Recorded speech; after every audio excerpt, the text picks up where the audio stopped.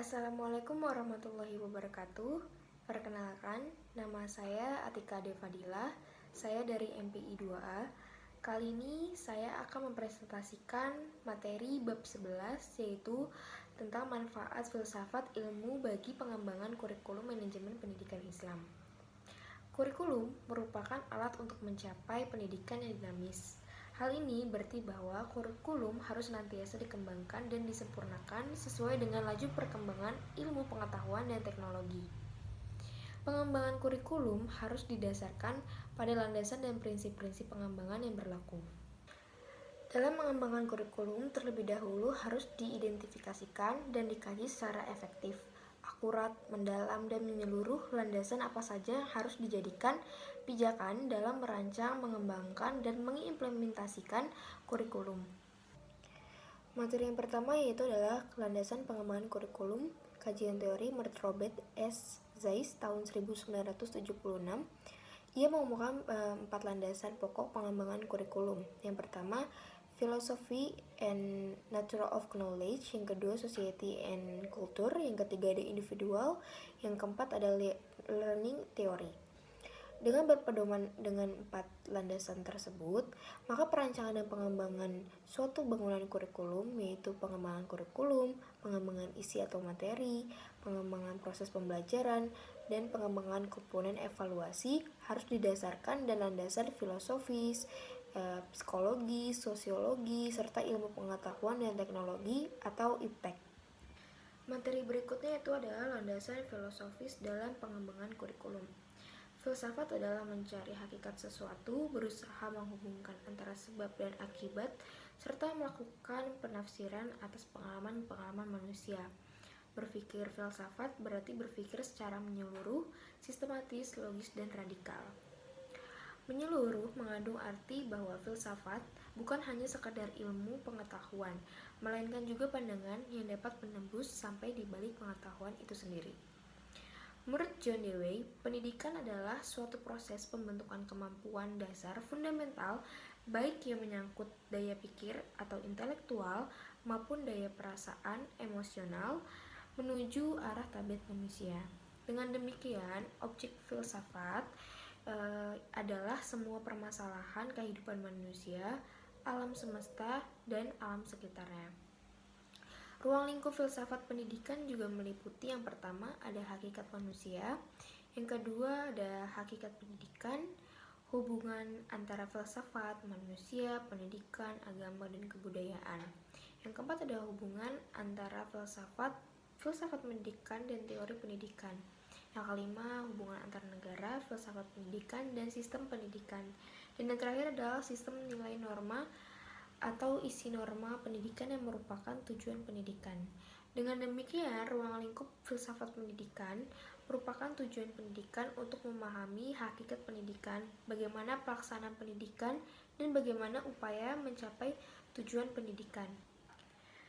Pendidikan ada dan berada dalam kehidupan masyarakat, sehingga apa yang dikehendaki oleh masyarakat untuk dilestarikan diselenggarakan melalui pendidikan. Segala kehendak yang dimiliki oleh masyarakat merupakan sumber nilai yang memberikan arah pada pendidikan. Dengan demikian, pandangan dan wawasan yang ada dalam masyarakat merupakan pandangan dan wawasan dalam pendidikan, atau dapat dikatakan bahwa filsafat yang hidup dalam masyarakat merupakan landasan filosofis penyelenggaraan pendidikan. A. Klasifikasi filsafat pendidikan. Yang pertama adalah landasan filosofis pendidikan idealisme.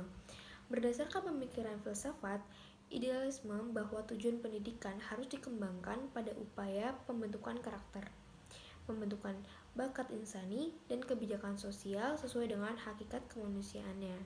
Yang kedua adalah landasan filosofis pendidikan realisme. Filsafat realisme ini bisa dikatakan kebalikannya dari filsafat idealisme, di mana menurut filsafat realisme memandang bahwa kimia atau realitas bersifat menurut realisme bahwa manusia pada hakikatnya terletak pada apa yang dikerjakannya. Maka dari itu, kurikulum yang didasarkan pada filsafat realisme harus dikembangkan secara komprehensif, meliputi pengetahuan yang bersifat sains, sosial, maupun muatan nilai-nilai. Yang ketiga yaitu landasan filosofis pendidikan pragmatisme. Filsafat pragmatisme memandang bahwa kenyataan tidak mungkin dan tidak perlu titik kenyataan yang sebenarnya adalah kenyataan fisik, plural, dan berubah atau becoming. Manusia menurut pragmatisme itu adalah hasil evolusi biologis, psikologis, dan sosial. Implementasi terhadap pengembangan isi atau bahan dalam kurikulum ialah harus memuat pengalaman-pengalaman yang telah teruji yang sesuai dengan minat dan kebutuhan siswa. Yang keempat adalah landasan filosofis pendidikan nasionalisme. Setiap negara pasti mempunyai filsafat yang berbeda, artinya landasan filosofis dan tujuan pendidikannya juga berbeda. Di Indonesia, landasan filosofis pengembangan sistem pendidikan nasional secara formal adalah Pancasila yang terdiri dari 5 sila. Yang B itu adalah manfaat filsafat pendidikan. Filsafat pendidikan pada dasarnya adalah penerapan dari pemikiran-pemikiran filsafat untuk memecahkan permasalahan pendidikan. Dengan demikian, tentu saja bahwa filsafat memiliki manfaat dan memberikan kontribusi yang besar terutama dalam memberikan kajian sistematis berkenaan dengan kepentingan pendidikan.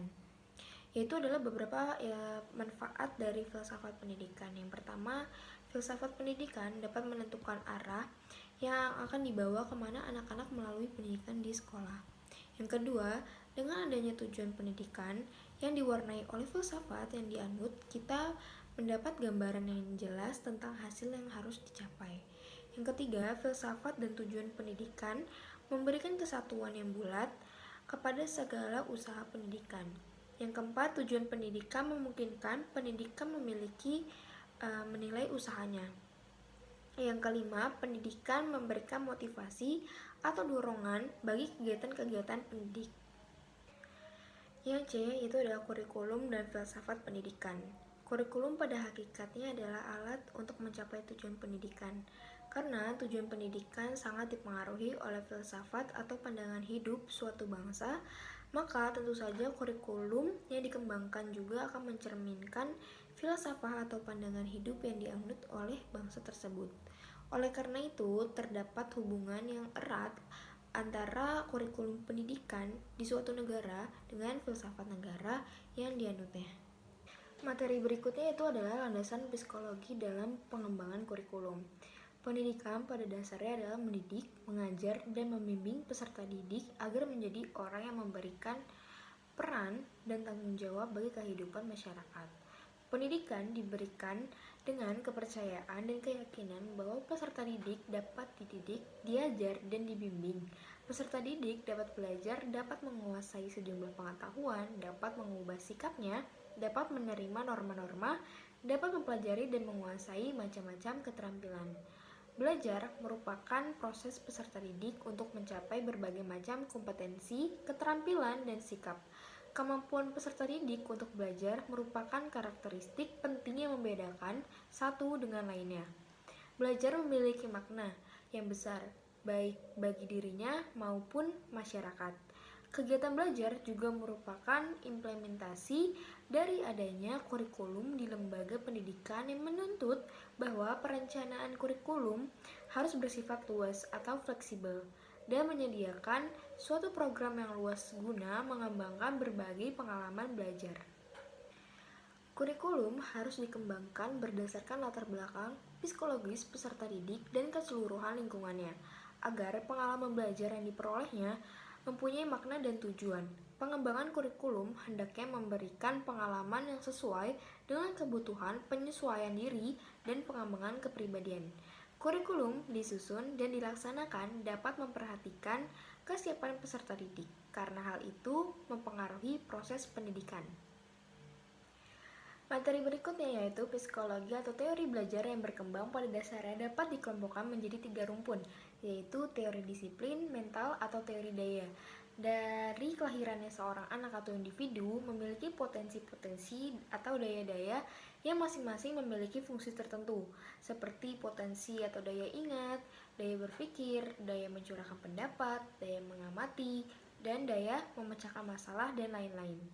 Yang kedua adalah teori behaviorisme, yaitu rumpun teori ini mencakup 3 teori, yaitu teori koneksionisme atau teori asosiasi, teori conditioning, dan teori reinforcement atau rumpun teori ini terangkat dari asumsi bahwa individu tidak membawa potensi sejak lahir. Perkembangan individu telah ditentukan oleh lingkungan seperti keluarga, sekolah, atau masyarakat. Teori ini tidak mengakui sesuatu yang sifatnya mental. Perkembangan anak menyangkut hal-hal nyata yang dapat dilihat dan diamati.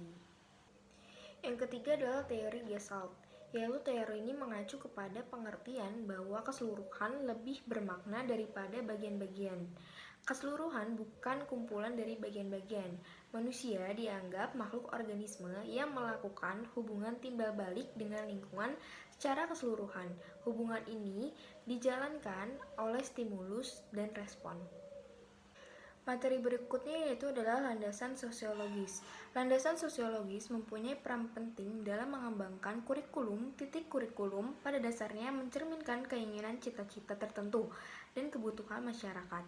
Oleh karena itu, keharusan kurikulum yang disusun dan dilaksanakan di lembaga pendidikan harus memperhatikan aspirasi masyarakat. Landasan sosiologis itu penting dalam pengembangan kurikulum. Ini menjadi dasar agar pendidikan mampu menjawab tantangan masyarakat dan membekali peserta didik untuk setia pada norma atau etika di masyarakat. Sosiologi pendidikan itu diharapkan mampu memberikan rekomendasi mengenai bagaimana harapan dan tuntunan masyarakat mengenai isi dan proses pendidikan itu, atau bagaimana sebaiknya pendidikan itu berlangsung menurut kepentingan masyarakat baik pada level nasional maupun lokal. Implikasi landasan sosiologi terhadap pendidikan adalah keberadaan sekolah tidak dapat dipisahkan dengan masyarakat sekitarnya. Perlu dibentuk badan kerjasama antara sekolah dengan tokoh-tokoh masyarakat. Proses sosialisasi anak perlu ditingkatkan, dinamika kelompok dimanfaatkan untuk belajar. Penerapan landasan sosiologis dalam praktik pendidikan antara lain yaitu adanya integrasi antara lingkungan keluarga, sekolah, dan masyarakat. Contoh di lingkungan masyarakat yaitu adanya interaksi antara individu, kelompok, dan sosialisasi yang menghasilkan budaya, adat, dan norma yang berlaku dalam bermasyarakat. Berikut contoh yaitu implikasi sosiologi pendidikan masyarakat di Indonesia. Yang pertama seperti adanya kegiatan bakti sosial di lingkungan sekitar sekolah. Yang kedua adanya mata pelajaran bermuatan lokal yaitu di masing-masing daerah sebagai bentuk upaya melestarikan budaya. Yang ketiga adanya kegiatan kerja bakti di lingkungan sekolah. Yang keempat adanya komunikasi dengan orang tua tentang aktivitas peserta didik di sekolah dan di rumah. Yang kelima yaitu adanya kegiatan kerjasama dalam pembelajaran di sekolah, itu baik maupun di luar sekolah ataupun di dalam sekolah. Jadi, landasan sosiologis pendidikan adalah acuan atau asumsi dalam penerapan pendidikan yang bertolak pada interaksi antara individu sebagai makhluk sosial dalam kehidupan bermasyarakat. Kegiatan pendidikan merupakan suatu proses interaksi antara dua individu, yaitu pendidik dan peserta didik. Bahkan dua generasi yang memungkinkan generasi muda mengembangkan diri. Pengembangan diri tersebut dilakukan dalam kegiatan pendidikan. Oleh karena itu, kegiatan pendidikan dapat berlangsung baik di lingkungan keluarga, sekolah, dan masyarakat. Pendidikan keluarga sangat penting karena keluarga merupakan lembaga sosial yang pertama bagi setiap manusia. Proses sosialisasi dimulai dari keluarga di mana anak mulai mengembangkan diri. Dalam keluarga itulah mulai ditanamkan nilai-nilai dan sikap yang dapat mempengaruhi perkembangan anak. Nilai-nilai agama, nilai-nilai moral, budaya, dan keterampilan perlu dikembangkan dalam pendidikan keluarga. Yang keempat yaitu adalah landasan ilmu pengetahuan dan teknologi atau IPTEK. Ilmu pengetahuan adalah seperangkat pengetahuan yang disusun secara sistematis yang dihasilkan melalui riset atau penelitian. Sedangkan teknologi adalah aplikasi dalam ilmu pengetahuan untuk memecahkan masalah-masalah dalam kehidupan. Ilmu pengetahuan dan teknologi terbentuk karena adanya karya-karya pikir manusia, mengingat sifatnya yang objektif dalam menanggapi fenomena-fenomena alam, baik mengenai benda-benda makhluk hidup maupun mengenai kehidupan bermasyarakat. Ilmu pengetahuan dan teknologi dalam bentuk informasi mudah meresapi kebudayaan yang ada di setiap masyarakat yang terjangkau maupun yang menjangkaunya. Perkembangan ilmu pengetahuan dan teknologi secara langsung berimplikasi terhadap pengembangan kurikulum yang ada di dalamnya, yang mencakup pengembangan isi atau materi pendidikan, penggunaan strategi dan media pembelajaran, serta penggunaan sistem evaluasi. Jadi kesimpulan yang kita dapat yaitu adalah kurikulum sebagai suatu rancangan dalam pendidikan memiliki posisi yang strategis karena seluruh kegiatan pendidikan bermuara kepada kurikulum. Begitu pentingnya kurikulum sebagaimana sentra kegiatan pendidikan. Maka di dalam penyusunannya memerlukan landasan atau fondasi yang kuat melalui pemikiran dan penelitian secara mendalam. Kurikulum baik pada tahap kurikulum sebagai ide, rencana, pengalaman maupun kurikulum sebagai hasil dalam pengembangannya harus mengacu atau menggunakan landasan yang kuat dan kokoh. Agar kurikulum tersebut dapat berfungsi serta berperan sesuai dengan tuntunan pendidikan yang ingin dihasilkan seperti tercantum dalam perumusan tujuan Pendidikan Nasional yang telah digariskan dalam Undang-Undang Nomor 20 Tahun 2003. Kurikulum merupakan inti dari bidang pendidikan dan memiliki pengaruh terhadap seluruh kegiatan pendidikan. Mengingat pentingnya kurikulum dalam pendidikan dan kehidupan manusia, akan penyusunan kurikulum tidak dapat dilakukan secara sembarangan. Penyusunan ke kurikulum yaitu membentukkan landasan-landasan yang kuat yang didasarkan pada hasil pemikiran dan penelitian secara mendalam. Jika kurikulum disusun tidak berdasarkan landasan-landasan pengembangan kurikulum seperti landasan filosofis, landasan psikologis, sosiologi, dan ilmu pengetahuan dan teknologi, maka akan berakibat buruk karena hakikat kurikulum itu dibuat agar peserta didik dapat terjun atau berpartisipasi langsung dalam dunia bermasyarakat dan maupun kehidupan nyata. Sekian materi yang saya sampaikan. Mohon maaf apabila ada kesalahan kata maupun perbuatan. Semoga bermanfaat. Terima kasih. Wassalamualaikum warahmatullahi wabarakatuh.